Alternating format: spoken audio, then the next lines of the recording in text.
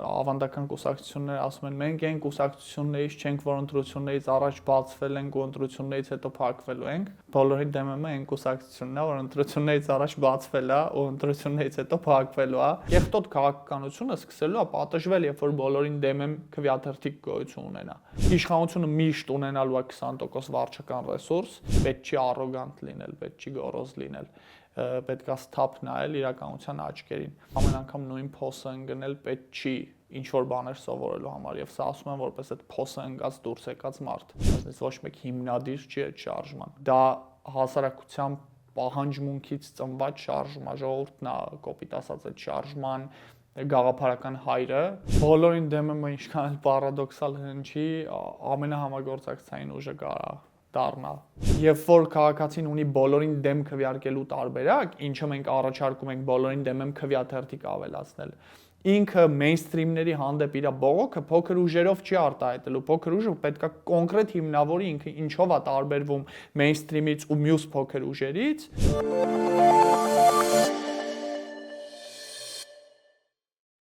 Բարև ձեզ։ Այսօր մեր հյուրը բոլորին դեմեմ կուսակցության անդամ Միքայել Նահապետյանն է։ Շնորհակալ եմ Միքայել հրավերն ընդունելու համար։ Շնորհակալություն հրավերի համար։ Ինչու որոշեցիք ստեղծել այս կուսակցությունը ու ինչու եք որոշել մասնակցել ընտրություններին։ Կուսակցությունը որոշեցինք ստեղծել որպես տեխնիկական միջոց, իրավական պահանջին բավարարող գործիք, որովհետև ավելի մեծ բան ինչ ուզում ենք անել, դա բոլորին դեմեմ շարժումն է։ Ու անկեղծ ասած իմ համար կարևորը շարժումն է, ընդլայնման անհրաժեշտություն ունեցող շարժումն է, աջակցության անհրաժեշտություն ունեցող շարժումն է։ Կուսակցությունը այդ շարժման ասելիքը եւ նպատակները թիրախին հասցնելու գործիք է, որովհետեւ շարժումներին չեն թողում մասնակցել ընտրություններին։ Բայց դասական առումով դա կուսակցություն չի, որովհետեւ երկարաժամկետ գոյություն չի նախատեսում ունենալ։ Չի հավակնում երկարաժամկետ իշխանության եւ չունի համապարփակ լայն ծրագիր երկրի բոլոր հարցերի վերաբերյալ, կոնկրետ ընտրական համակարգի փոփոխության խնդիրներ է իր առաջ դնում, պլյուս կուսակցությունները պատկառելի նորմալ կուսակցությունները պիտի ունենան անդամների գաղափարական կամ նույնություն կամ գոնե մոտ լինեն այդ գաղափարները, մեր մոտ նման բան չկա, նման խնդիր չկա դրված, այն պարզ պատճառով, որ անկախ նրանից թե մարդը ինչ գաղափարներ ու գաղափարախոսություններ ունի, քաղաքական համակարգի, ընտրական համակարգի բազային կանոններում կարան այդ մարդկանց շահերը համընկնեն։ Իսկ դա հենց այն է, ինչ մենք ուզում ենք փոխել։ Այստեղ մի հետաքրքիր հումոր կա, կոնցեպտի հետ կապված ծագեց, հիմնականում ավանդական կուսակցությունները ասում են մենք այն կուսակցություններից չենք, որ ընտրություններից առաջ բացվել ենք ու ընտրություններից հետո փակվելու ենք, բոլորի դեմը այն կուսակցությունն է, որ ընտրություններից առաջ բացվել է ու ընտրություններից հետո փակվելու է, մի առանձնահատկությամբ, որ այդ արանքում փոխելու է ընտրական համակարգի խաղի կանոնները։ Դուք դժգոհում եք ներկա խաղի կանոններից, ուզում եք դրանք փոխել, 3 հիմնական նպատակ եք դրել շարժման ու կուսակցության առաջ, դրանցից հիմա կխոսենք, բայց դրանք իրականացնելու համար ձեզ պետք է իշխանություն, 100 օրով եք ուզում իշխանությունը, այդ իշխանության հասնելու համար պետք է այս գործող ընտրական համակարգում հաջողության հասնեք, բայց դուք ասում եք, որ գործող ընտրական համակարգը թույլ չի տալիս կուսակցություններին մասնակցել ու հաղթել։ Հիմա ո՞նց եք հաղթելու։ Շատ լավ հարց է։ Շնորհակալ եմ այս հարցի համար։ Կազուս այդտեղ չկա։ Եթե մենք փորձեինք դասական կուսակցություն ստեղծել, միավորվել բացառապես գաղափարակիցներով, առաջ քաշել լայն օրակարգ, այդ նույնը մեզ էլ կվերաբերվեր, մենք էլ 0 շանս կունենայինք նոր միտք մտցնելու։ Մեր ստարտային լավ կետը ու այս համակարգի պայմաններում անգամ հաջողելու հնարավորություն ունենալը պայմանավորված է մի հատ բանով, որ մեր օրակարգը չափազանց փոքր է, մենք երկարաժամկետ իշխանություն չենք ուզում, հետևաբար քաղաքացիների հետ նման գործարքի չենք գնում եւ չենք առաջարկում։ Ու ամենակարևորը մենք կարողանում ենք լայն կոնսոլիդացիա, ապահովել քաղաքական տարբեր գաղափարներ ու գաղափարախոսություններ գրող մարդկանց, որը մեզ հնարավորություն կտա ճեղքել իրավիճակը։ Բայց եթե մենք պիտի սարքենք դասական կուսակցություն, ընդ որում դասական ասելով ի նկատի չունեմ Հայաստանի կուսակցությունները, նորմալ, պարկեշտ, գաղափարախոսություն ունեցող, ծրագրեր ունեցող, չստող,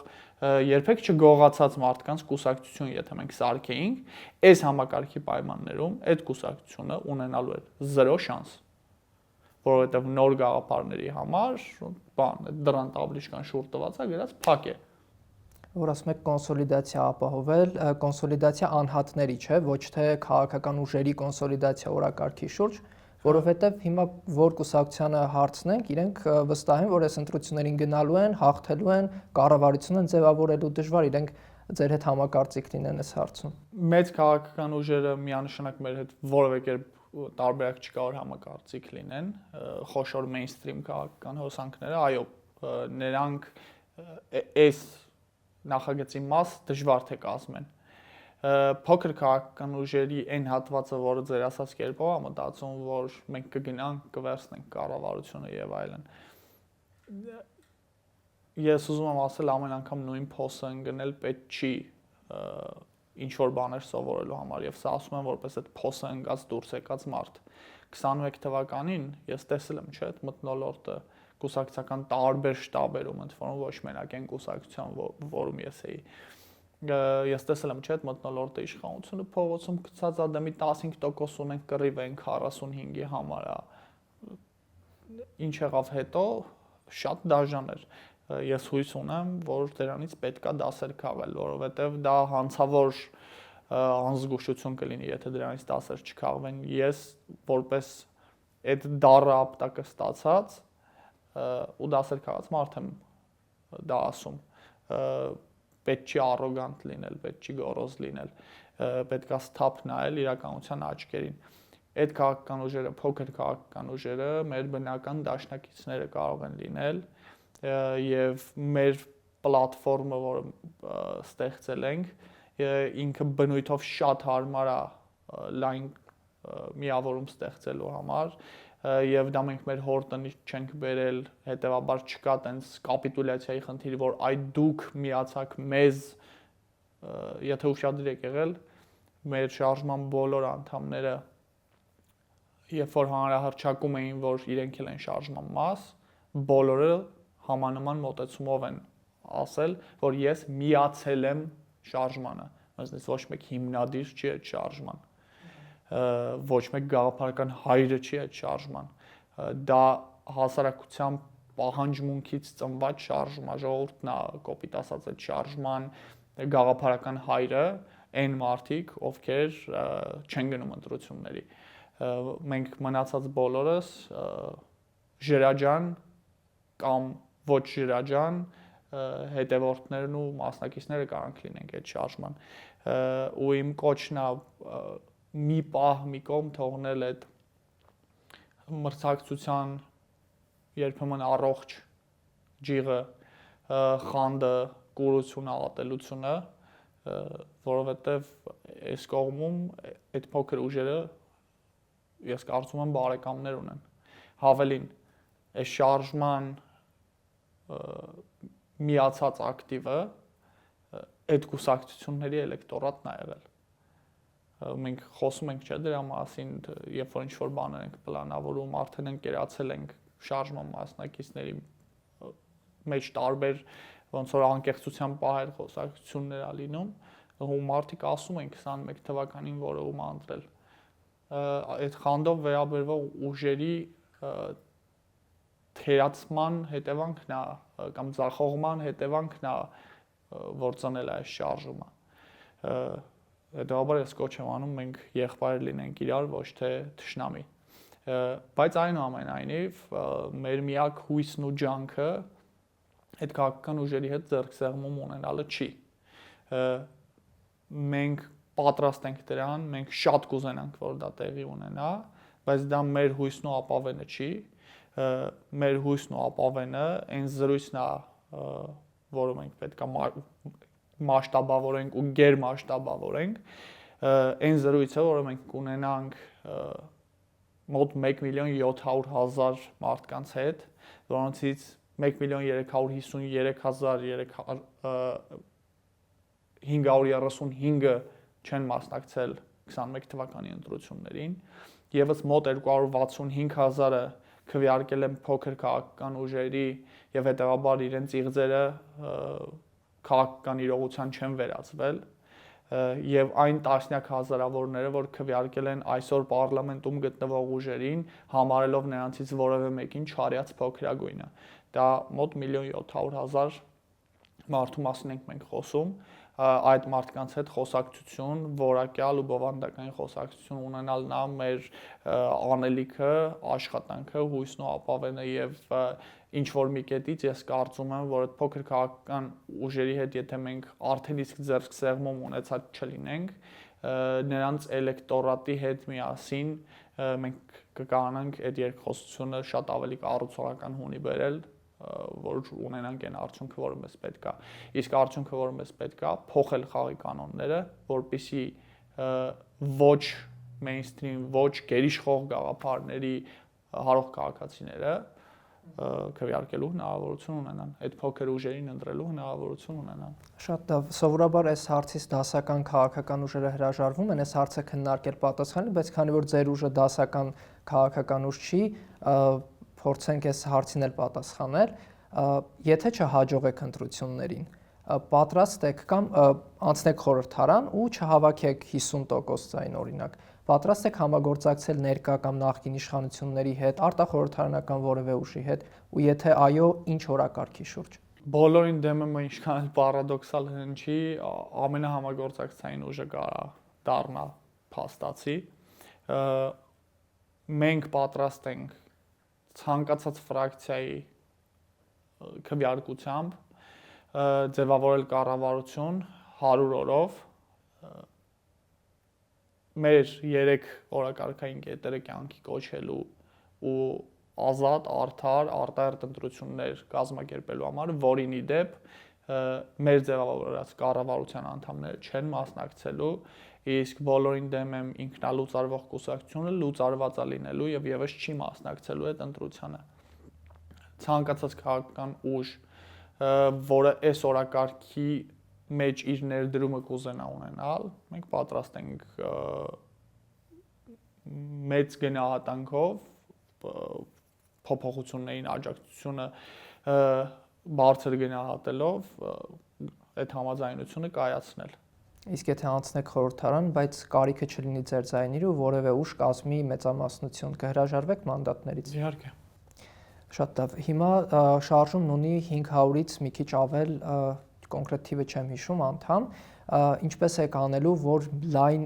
համախմբում ապահովեք ձեր օրակարգի շուրջ ու ավելի շատ մարդկանց բերեք ընտրատեղամաս, որովհետև այն մարդիկ, ովքեր դեմ են բոլորին, չեն գալիս ընտրությունների, ուղղակի ինչի պետքա գան ձեզ ընտրեն։ Ճիշտ եք ասում, 555-ի կարգի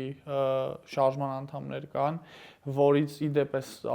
ամենտեղ փորձում եմ շեշտեմ, էլի 105-ը մեզ ամեն ամիս 3000 դրամ ֆինանսական աջակցություն են ցուցաբերելու մինչև ընտրություններ, դա մոտ 4 ամիս է, 4 ամսում մոտ, չգիտեմ, պայմանական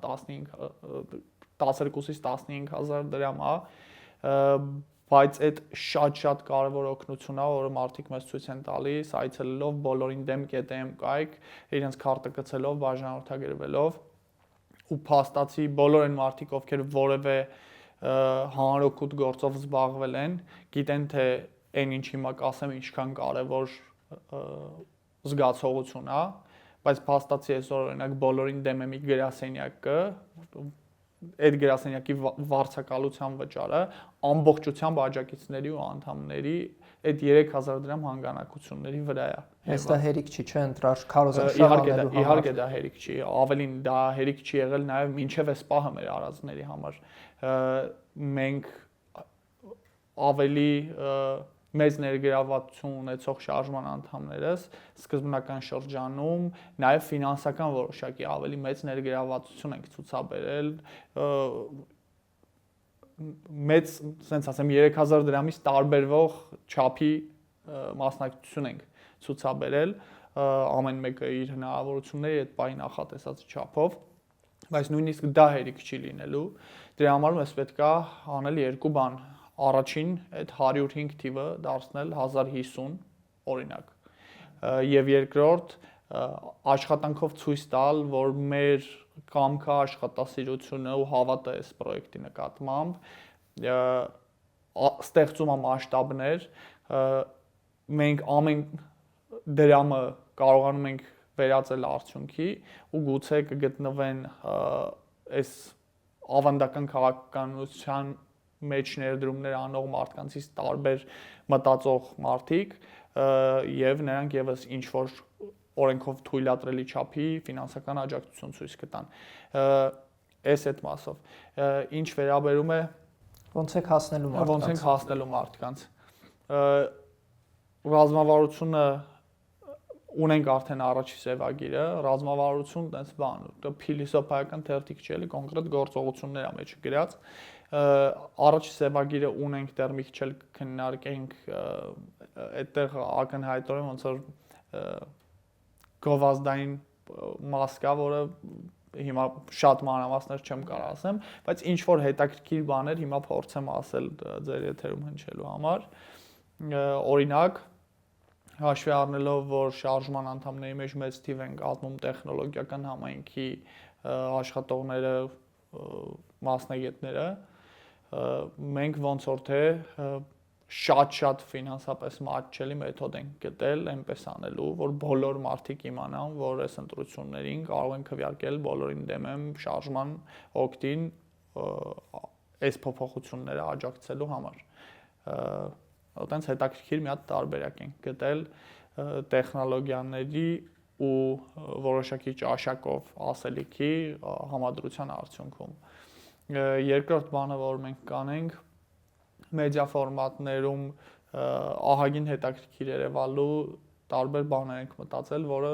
հիմա քննարկման փուլում է ինքը հենց բուն քարոզ արշավի ընթացքում տեղի կունենա, թե մենք կմեկնարկենք դա մինչև այդ տարբեր կոմպոնենտներ կա, որի վրա աշխատում ենք, իդեպ էլի օգտվելով այս հնարավորությունից խոսակցության ու նաև ճանաչելով ձեր լսարանը, պիտի ասեմ, որ մենք շատ մեծ կարիք ունենք ստեղծագործ մտքի, ստեղծարար մարդկանց, դա կլինի արվեստով, այլ արտահայտման միջոցներով, չգիտեմ, ճաշակով գրավոր, վիզուալ, վիդեոնյութ մատուցելու, երաժշտության ձևով մատուցելու, այս ասելիքը մատուցող ու հետաքրքիր մտածող մարդկանց աջակցության կարիք ունենք ու միջավայր ունենք այդպիսի, որտեղ դա խրախուսված է, պահանջված ու հարգված, կոչսա հատկապես այն մարդիկ, ովքեր հումորից մինչև, չգիտեմ, արվեստի դասական սպեկտր որևէ կերպ պատկերացնում եմ, որ այս հանրային ապաթիան ճեղքելու ու հանրային բողոքը տեղ հասցնելու ճանապարհ գիտեն, խնդրանքս ու կոչսա, որ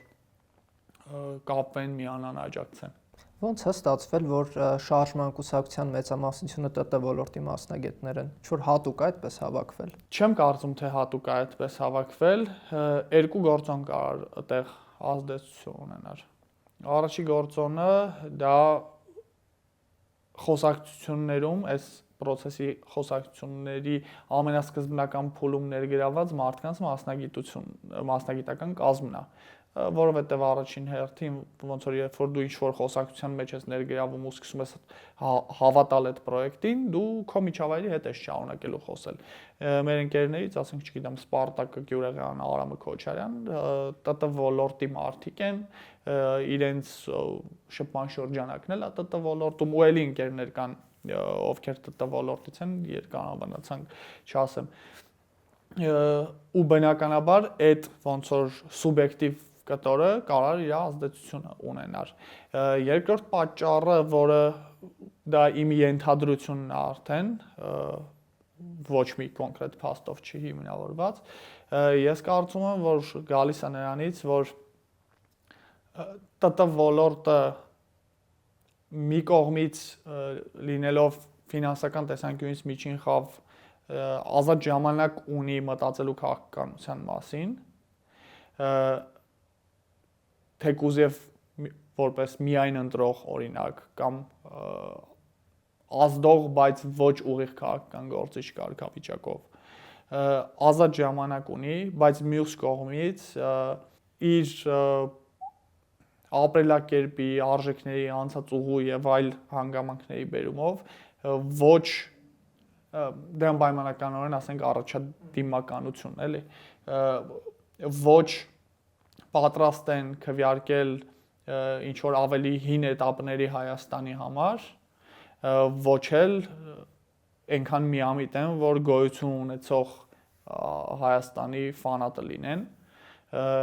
եւ դա նորմալ է, որ պիտի հանգեցներ այդ մարդկանց խոշոր ինչպես նաեւ 100,000-ավոր այլ մարդկանց բոլորին դեմ լինելու մինչև բոլորին դեմ եմ նախաձեռնության անդամ լինելը ինձ թվում է մի քանի քայլ է, էլի։ Շատ լավ, առաջարկում եք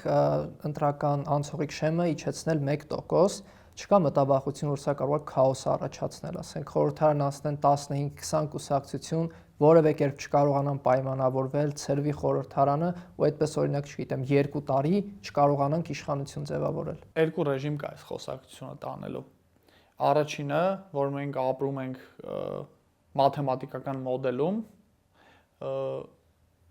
որտեղ ամեն ինչ թվաբանորեն հնարավոր է, ուրեմն բացառված չի։ Այս մի խոսակցությունն է։ Կարող ենք այդտենց շարունակենք, իսկ ինչ եթե 100 հատ 1%-անոց կուսակցություն լինի։ Մյուսը դա քաղաքական ռեալության խոսակցությունն է, երբ որ մենք ապրում ենք ոչ թե մաթեմատիկական մոդելում, այլ սոցիումի մեջ։ Շատ լավ, 21 թվականի ընտրություններին 15 կուսակցություն 1%-ի շեմը հաղթահարել է։ Չեմ կարծում, թե նրանց թիվը 15-ա, ոնց որ թե 9 էր, բայց ամեն դեպքում 15 եմ հիշում։ Մի խոսքով նույնիսկ մեր կայքում կա կարելի է սկրոլ անել, նայել, այնտեղ դրած է 1% շեմի պայմաններում, ովքեր ներկայացված կլինեին ազգային ժողովում։ Այդ կուսակցությունների մի մասը ուղղակի իրար հետ որևէ կերպ չէին համագործակցելու։ Առնվազն 3-4-ը կային, որ իրար հետ կարային համագործակցեին, բայց էդ էլ մի կողմ թողնենք, որովհետև 21-ի արդյունքները մի հատ սպეციფიკա ունեն, որի մասին կխոսենք։ Այստեղ հարցը ուրիշ բան է։ Միշտ գոյություն ունենալու քաղաքական մեյնսթրիմ, այսինքն գերիշխող ուղղություն, ու դրա հակադիր գերիշխող ուղղությունը։ Դա միշտ վերցնելու է պարլամենտի, ասենք, առնվազն 60%-ը։ Խոշոր ուղղությունները պարլամենտի մոտ 60%-ը վերցնելու են։ Մնացած հատվածը 1%-անոց ուժերով չի լրացվելու, այնտեղ արդեն լինելու են մի հատ 5%-անոց ուժ, մի հատ կարող է 3%-անոց ուժ ու կարող է 3 հատ էլ 1%-անոց քաղաքական ուժեր։ Փաստացի ռեալ գետնի վրա պատկերը դա է լինելու, մենք 50 հատ 1%-անոց քաղաքական ուժ չենք ունենալու, որովհետև երբ որ քաղաքացին ունի բոլորին դեմ քվեարկելու տարբերակ, ինչը մենք առաջարկում ենք բոլորին դեմ եմ քվեաթերթիկ ավելացնել, ինքը մեյնսթրիմների հանդեպ իր բողոքը փոքր ուժերով չի արտահայտելու, փոքր ուժը պետքա կոնկրետ հիմնավորի ինքը ինչով է տարբերվում մեյնսթրիմից ու մյուս փոքր ուժերից, որ կարողանա ձայն ստանա, ոչ թե բոլորին դեմ քվեին գնա այդ ձայները։ Հետևաբար մենք ունենալու ենք պատկեր, որում կա երկու գերիշխող ուղղություն, մի քանի 2-3 1%-անոց ուժեր ու մի քանի փոքր այլ ուժեր։ Սա լավ է թե վատ, արդյոք կպայմանավորվեն իրար հետ, թե ոչ։ Եկեք այս հարցի մեջ խորանանք։ 21 թվականի ընտրությունների մասին խոսելիս, եթե մենք ընդունում ենք, որ այս շեմերը, այս համակարգը նորմալ է կամ բնականon, ապա մենք ուրեմն համաձայնում ենք այն եզրահանգմանը, որ Հայաստանի ցանկացած քաղաքացու կարծիք կարելի է տեղավորել կամ Նիկոլ Փաշինյանի քաղաքական ասելիքի մեջ կամ Ռոբերտ Քոչարյանի այլ կարծիք գոյություն չունի։ Արդյոք սա է պատկերը մեր հասարակության կարծիքների ու պատկերացումների կառուցվածքի։ Ես տենց չեմ կարծում։ Ավելին, օրինակ Հայաստան դաշինքի ստացած քվեները գրեթե հավասար են այն բոլոր մյուս քաղաքական ուժերի, փոքր կուսակցությունների, որը բողոքի դրսևորումներ ա եղել եւ այլն, քվեներին, այսինքն իրանք այդ տարբերվող ասելիքները իրանք համարյա նույն քաշի են եղել, չեկողների ձայների մասին էլ չեմ խոսում։ Մեր հասարակության պատկերը ու կարծիքների կառուցվածքը տենց չի, որ դու ինչ խոսաս հիմա, դա կամ Նիկոլ Փաշինյանի ասածին նման լինելու, կամ Ռոբերտ Քոչարյանի առաջարկածին։ Լիքը ուրիշ միտք կա դաշտում։ Հետևաբար մեզ պետք է այդ մտքերը թողնել համակարգի ներս գան։ Որն է այլընտրանքը դա թույլ տալու։ Այլընտրանքը հետևյալն է։ Եթե մենք ռադիկալիզացնելու ենք մեր քաղաքական համակարգը, որ երկու խոշորների մեջ է միշտ տրոհվելու, ամեն դեպքում միշտ իշխանափոխություն լինում է, երբևէ լինելու է իշխանափոխություն։ Երբ որ մենք մեկին օժտում ենք բացարձակ իշխանությամբ, իսկ մյուսին միշտ ճնշված ընդդիմություն ենք պահում, որ պայն իշխանափոխություն տեղի ունեցավ, այդ ճնշված շերտը գալու է նույն բացարձակ իշխանությունը վերցնի, քանդի են ամեն ինչը ինչ եղել է մինչև իրան, ու հակառակ ամբողջական իշխանությունից բխող վատ քաղաքականություն իրականացնի։ Այդ արանքում ուժեր շարելը ու պայմանավորվածությունների մղելը բուֆեր է ստեղծում, որ դու չես կարա երկրի վեկտորը տենց ամբողջությամբ փոխես, եթե մի քիչ ավելի լայն համաձայնության չգաս։ Կհամաձայնվեն նրանք իրար հետ թե ոչ, այս հարցն էլ քննարկենք։ Մենք այս հարցին նայում ենք այսօրվա տեսանկյունից, որ ախր նրանք իրար հայհոյել են, չեն համաձայնության չեն գա, ախր նրանք իրանց քթից են կողմ չեն տեսնում, համաձայնության չեն գա։ Մինչդեռ, երբ որ մենք փոխենք քաղաքական համակարգի խաղի կանոնները, երբ որ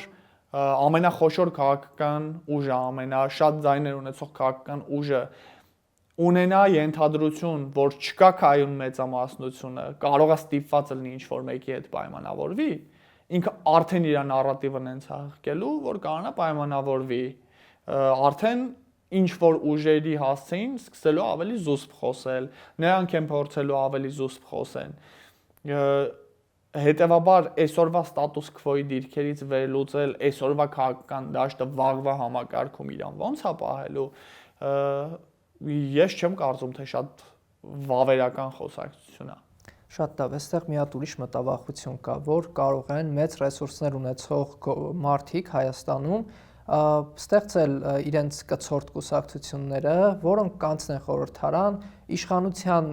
կամ չգիտեմ ավելի շատ ձայն հավաքած ուժի հետ կգնան համագործակցության, իրենք կստանան չգիտեմ բիզնես արտոնություններ օրինակ, ու դուք այս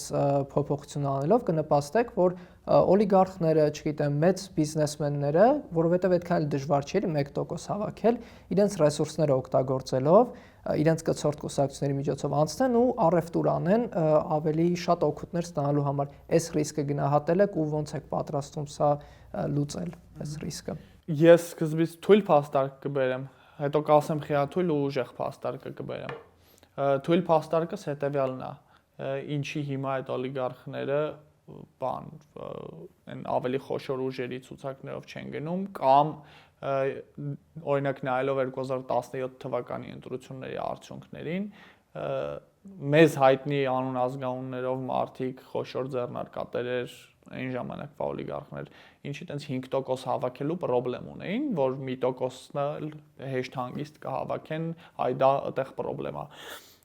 Սա թույլ փաստարկը սա։ Ինչի է թույլ, որովհետև լավ բանավեճ չեն, որ ասած, մեկա տենց է։ Հիմա ուժեղ փաստարկին կամ բոլորին մտահոգում է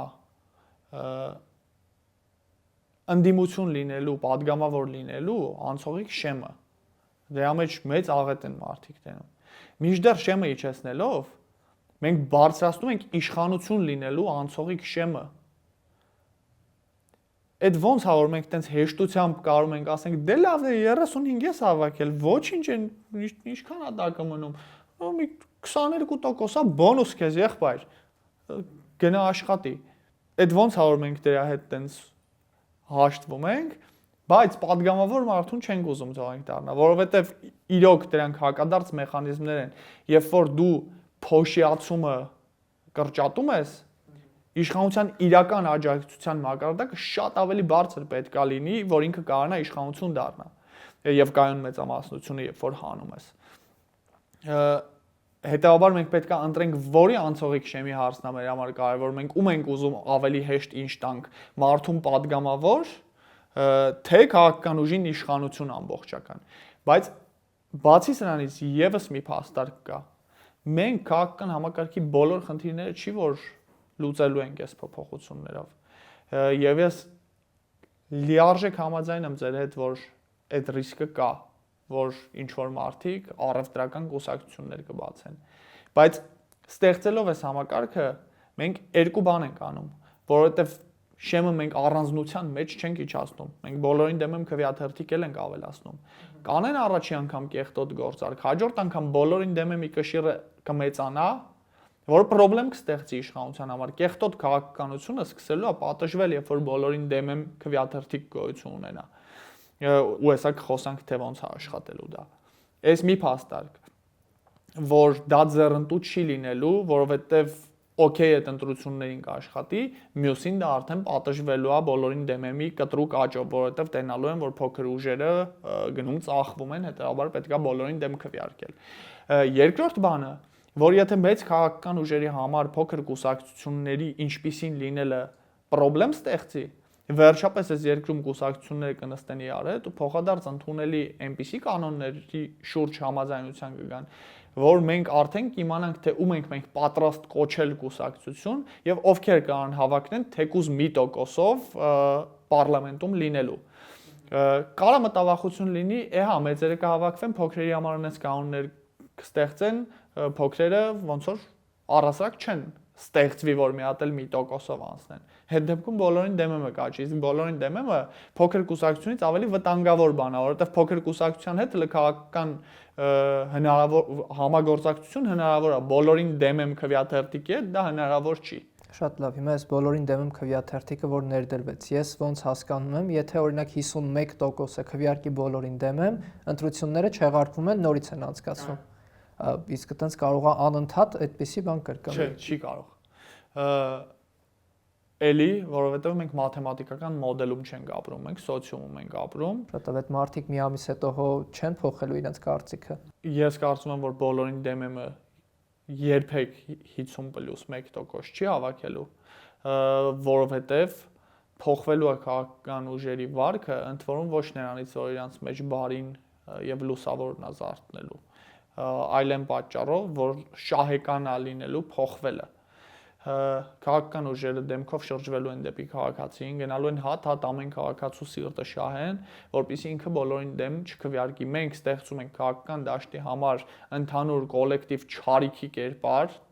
միասնական թշնամու կերպար, որը նրանց բոլորին կմիավորի այդ թշնամու դեմ պայքարում, բոլորին դեմ եմ քվեաթերթիկի դեմ պայքարում, եւ իրանք ստիպված կլինեն դեմքով շուռ գալ դեպի քաղաքացին, գնալ խնդրել այդ քաղաքացու քվեն, որ հանկարծ դա բոլորին դեմ եմ չդառնա։ Նայեք օրինակ Ամերիկայի Նևադա նահանգի քաղաքական գործընթացների դրամաբանությունը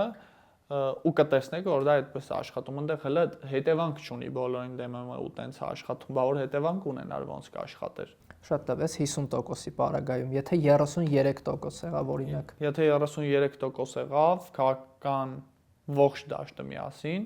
Հայաստանում սահմանադրություն փոխելու հնարավորություն չի ունենա, օրինակ այն որ պարլամենտով կարելի է սահմանադրության մեջ կետեր փոխել, պարլամենտը 5 տարի դա էլ չի կարողանա անի։ Շատ լավ, պարլամենտում այդքան տեղ դատարկ կա լինելու։ Այո։ Հասկանալի։ Ընդ որում այդ դատարկաթորները կողմ չեն քվեարկում, դեմ չեն քվեարկում, իրանք ինչ որ կանխակալ մոտեցում չեն ունենում, էլի չի համարվում, որ բոլորին դեմ եմ, ուրեմն որոշմանը դեմ էր հարկերը բարձրացնելու կամ իջեցնելու։ Իրանք չեն մասնակցում այդ քվեարկությանը, բայց այդ տեղերը կա պարլամենտում։ Շատ լավ, եւ երրորդ կետը, որ առաջարկում եք փոխել, դա կայուն մեծամասնության դրույթի հանելն է։ Այդ փոփոխությունը բոլորը գրեթե ուզում էին անել, ես հիշում եմ 2021-ից հետո խոսում էին դրա մասին քաղաքասարակությունը, ընդդիմությունը, իշխանությունը մի շրջան, այս փոփոխությունը ինչ է տալու մեր քաղաքական համակարգին։ Եկեք նայենք կայուն մեծամասնությունը ում ինչ է տալի։ Կայուն մեծամասնությունը ունի հետևյալ փիլիսոփայությունը։ Ասում ավելի լավ է ոչ լեգիտիմ իշխանությունը լինի, քան առհասարակ չլինի։ Շատ կներեք, այդ դեպքում կարելի է գրել, որ եթե իշխանությունը չի հաղթում, օրենքով սահմանված կարգով ընտրությունները կեղծվում են,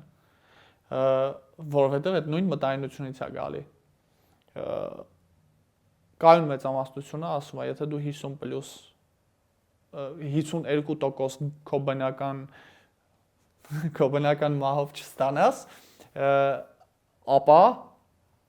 քեզ կտանք այնքան բոնուսային մանդատ երկրորդ փուլի արդյունքներով, որ դու լինես 50%, երևաս 52%-ի նման պարլամենտում։ Այս դրույթը սպանում է քաղաքական համագործակցության ենթադրությունն անգամ, արխային ու ամբարտավան է դարձնում քաղաքական ուժերին, որովհետև դե գիտեն, ընդհանրապես պետք է բոլորից ուժեղ լինել, իսկ մնացածը կլուծի կայուն մեծամասնության հարցը, քեզ երբեք պետք չի գալու ինչ-որ մեկի դուռը ծեծել, հետեւաբար ոնց ուզես կարաս այսօր իր հետ խոսաս։ Իշխանությունը միշտ ունենալու է 20% վարչական ռեսուրս, իշխանության լեգիտիմությունը երբեք 0 չի լինելու որևէ իշխանության ուզում հրապարակում բան մարդ ուտի դանակ պատարակով կամ առանց, իրենց սովորական վարկանիշի երբեք 0 չի լինելու։ Դա նշանակում է, որ տեսականորեն իրանք միշտ 30-35% ցանկացած իշխանություն իր կազմակերպած ընտրություններում ստանալու է։ Մյուսներն էլ կարելի է զզվացնել, մնացածին զզվացնում ես չեն գալի ընտրության, քանի որ չկա բոլորին դեմ եմ քվյաթերթիկ։ Մի քանի փոքր ուժերի միջոցով ձայնս փոշիացնում 35-ը դառնում է 40%, որովհետև անցողիկ շեմը բարձրաձայները փոշիանում են։ Արդյունքում կամ բնականից ստանում ես 52%, կամ ուղղակի քեզնից ավելի փոքր որևէ ընդդիմության հետ գնում ես երկրորդ փուլում այդ հարցը լուծած գալիս, պարլամենտում 52% ստանում, նստում ես։ Բայց դեռ նման պրակտիկա չենք ունեցել, այսինքն կայուն մեծամասնության դրույթը կա, բայց չի գործածվել։ Իհարկե, մեր պնդումը այն էլ չի, որ մեր այսօրվա ոնց որ խնդրեմը այնա որ կայուն մեծամասնությունն է գործարկվել։ Մեր այսօրվա խնդրեմը ուրիշ բանի հետ կապ ունի, որ իշխանությունը գիտի, որ իրան համագործակցություն պետք էլ չի գալու։ Ինքը կարա մարդկանց, ասենք, բան անկողնում նկարի, կարա, ասենք, ոտքից քարշ տա հրապարակով, հայ-հոյ իր ինչ որ բաներն առաջարկի ցույց տալ, որովհետև մեկը քեզ պետք չի համագործակցել, ում հետ էս նորմալ հարաբերություն պահում, եթե մեկը պետք չի լինելու այդ մարդկանց հետ գործ ունենալ։ Շատ լավ։ Վերջին մտավախությունը, որ շատ է հնչում շարժման, կուսակցության հասցեին, որ հնարավոր է դուք էլ չնայած խոսում եք ձայներ փոշիացնելու դեմ, բայց դուք էլ ձայներ փոշիացնեք, այսինքն հավաքեք օրինակ 3.5%, չանցնեք խորհրդարան ու փոշիացնեք այդ ձայները, այս ռիսկերը ոնց եք կառավարելու։ Մենք ուզում ենք բարձրացնել մասնակցությունը չեկողների մասնակցությունը, երբ որ ապահովվի գործող ուժերի կայուն ընդրազանգվածի տեսակարգաշիռը, այսինքն տոկոսը ընկնելու է։ Սա օգտակար գործ է, որը մենք ուզում ենք անել։ Երկրորդ, մենք ուզում ենք մագնիս ստեղծել փոքր ուժերին քվյարկող քաղաքացիների համար, ինչը եւս օգտակար գործ է, որ ընտրություններում այդ աշպարարությունները տեղի չունենա, ինչ որ մինչև հիմա տեղի է ունեցել։ Եվ երրորդը, մենք ուզում ենք պոկել չարյաց փոքրագույնով քվյարկող մարդկանց իրանց այդ չարյացից կամ փոքրագույնից, ինչը էլի օգտակար գործ է։ Այս երեք ուղղությամբ մենք պետք է աշխատենք։ Սա մեր նպատակադրումն է, որը կարծում եմ շրջահայաց մարդկանց համար, հատկապես շրջահայաց ընդդիմադիր մարդկանց համար, պետք է տեսանելի լինի, որ սա գործին օգուտ բան է։ Բայց ես մի պահ մի կողմ եմ դնում։ Մենք աշխատելու ենք մասշտաբ հավաքենք, որ այդ ձեր ասած բոլոր շեմերը, որոնք փոշիացման մասին են, կարողանանք անցնենք։ Ինչ որ պահի մենք մեր համար վստահելի արդյունքների հիման վրա խոսակցություն կունենանք եւ այդ խոսակցությունը նաեւ կունենանք շարժման մեջ ներգրավված բոլոր մարդկանց հետ ու կկայացնենք որոշում։ հետագա քայլերի հետ կապված այդ իրողությունում ոնց ենք ուզում առաջ շարժվել կամ ուր ենք ուզում առաջ շարժվել։ Բայց ես երկու այլ բանի մասին եմ ուզում խոսամ առհասարակ որպես փիլիսոփայություն։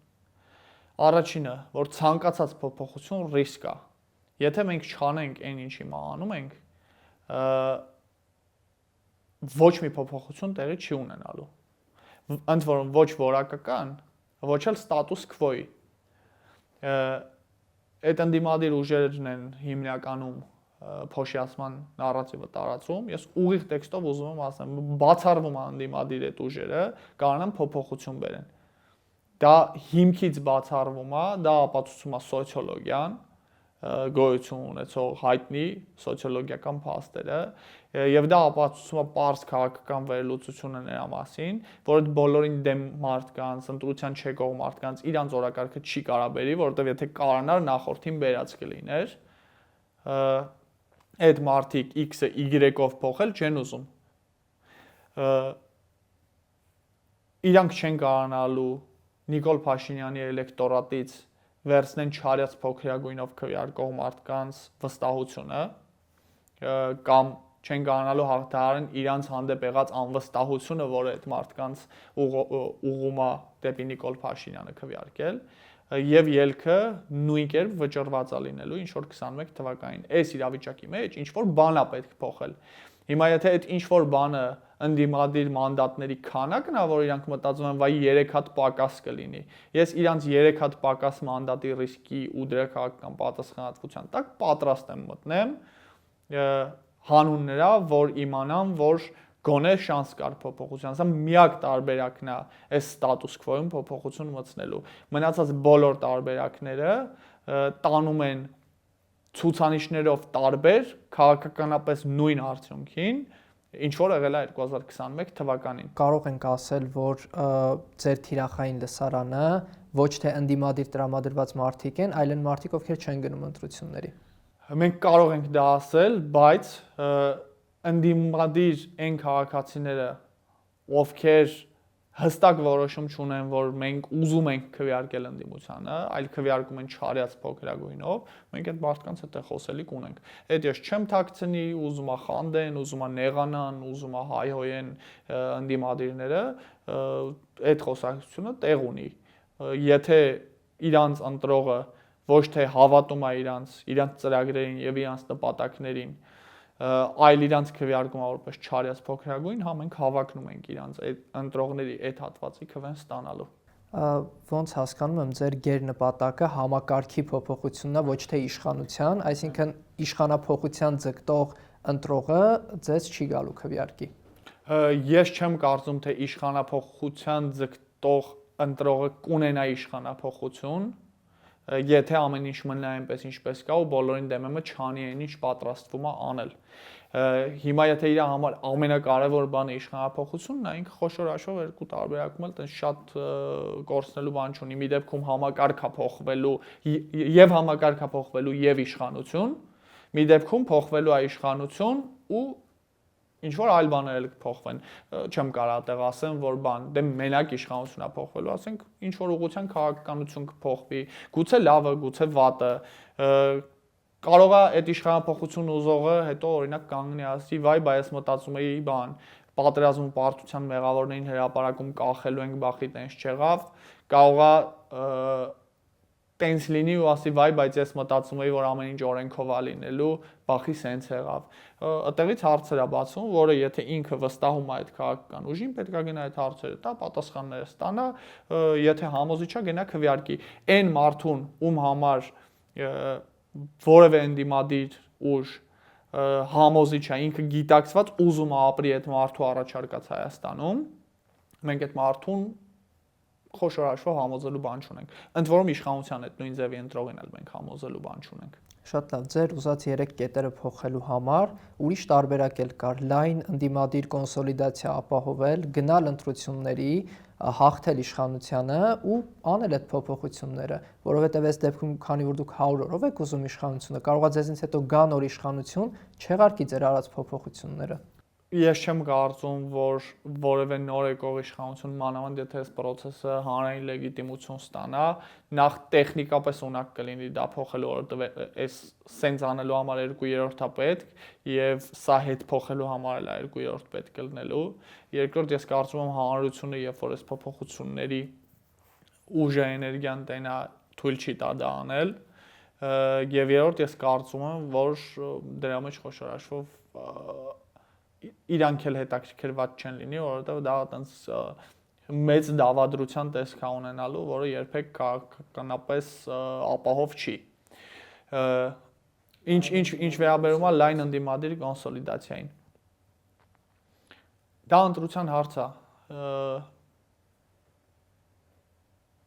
Այն մարդիկ, ովքեր բոլորին դեմ են շարժման մասեն, հաշտ չեն 2018-ի նարատիվի կրկնությանը, որ եկեք այս մարդուն հանենք, հետո կտենանք ինչ կլինի։ Որովհետև դա ինչ որ վատ բաների է հանգեցրել։ Մենք տարբեր ենք իրարից նույնիսկ մեր ներսում, այդ մարդիկ իմ կամ որևէ մեկի զորքը չեն, որ մի հրամանով գնան ինչ որ բանի կպնեն։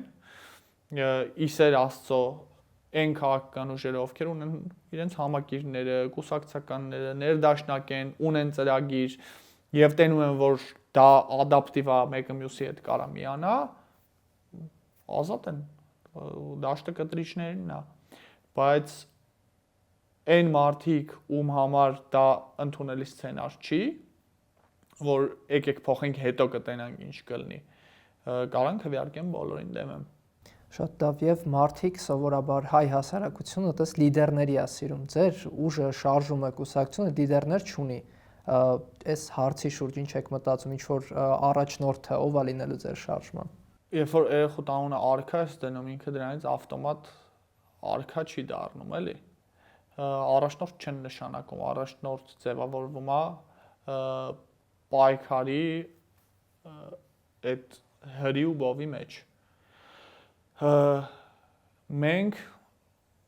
այս շարժման աշխատասեր անդամներ ենք, որոնցից ամեն մեկը վճռականորեն ու խոնարհաբար անելու այն գործը, որը օգուտ կբերի շարժմանը։ Երբ որ կգա ցուցակ ձևավորելու, падգամավորների կազմ որոշելու, կառավարության կազմ որոշելու պահը, այն մարդը, ով որ լավագույնս կապացուցի, որ ինքը այս մեր նպատակներին կարա հասցնի, այդ մարդն էլ այդ ընթացքում կառաջնորդի մեր այս process-ը։ Լայն հանրության համար այս պահին առաջնորդի անուն ես ոչ ուզում եմ ասել, ոչ էլ կա որ ասեմ։ Կուսակցության ղեկավարը, եթե չեմ սխալվում, Արամ Քոչարյանն է։ Հա, չեք սխալվում։ Դա ոչինչ չի նշանակում։ Դա չի նշանակում, որ ինքն է գլխավորելու ցուցակը։ Դա ոչինչ չի նշանակում, դա չի նշանակում, որ Արամ Քոչարյանն է գլխավորելու ցուցակը, եւ դա չի նշանակում, որ Արամ Քոչարյանը չի գլխավորելու։ Շարժումը ունի 555-ից ավել անդամներ, դրանցից յուրաքանչյուրը բավարար աշխատասիրության, համոզիչ լինելու, շարժման անդամներին ու հանրությանը այս մեր գործը ճիշտ բացատրելու, լավ առաջնորդելու պայմաններում կարա լինի ցուցակի առաջի համար։ Ավելին դեռ օրինակ հարց է X անուն ազգանունով մարդը ուզում է գնալ այդ անցումային շրջանի վարչապետի պաշտոնը զբաղեցնել թե չէ, որովհետև դա ուղիղ նշանակելու է, որ հաջորդ 10 տարին ինքը քաղաքական կարիերա չի ունենալու։ Այդ հարցը էլի ոնց որ ով իր կյանքի հետ կապված ինչ պլաններ է կազմել, ոնց է ուզում անի, ինչ է ուզում անի, բայց այդ սաղ հետո խոսալու հարցեր է։ Ընդ որում պատահական չի, որ հետաքննող լրագրողների կազմակերպությունն է, որ գիտի, որ կուսակցության ղեկավար մարմնի ղեկավարը ընտրվել Արամ Քոչարյանը, որովհետև մենք հատուկ այդ փաստը հրապարակային անոնս չենք արել, որովհետև նորից կուսակցությունը միջոց է շարժման նպատակները տեղ հասցնելու։ Մենք բոլորս շարժման անդամներ ենք, եւ եթե ուշադրի լինեք ընթացքում կտեսնեք, որ Արամ Քոչարյանը եւս ներկայանում է որպես շարժման անդամ։ Հասկանալի է, շնորհակալ եմ շատ Միքայել։ Շնորհակալ եմ մեզ դիտելու համար, շարունակեք հետևել հետքին եւ բաժանորդագրվեք մեր YouTube-յան ալիքին։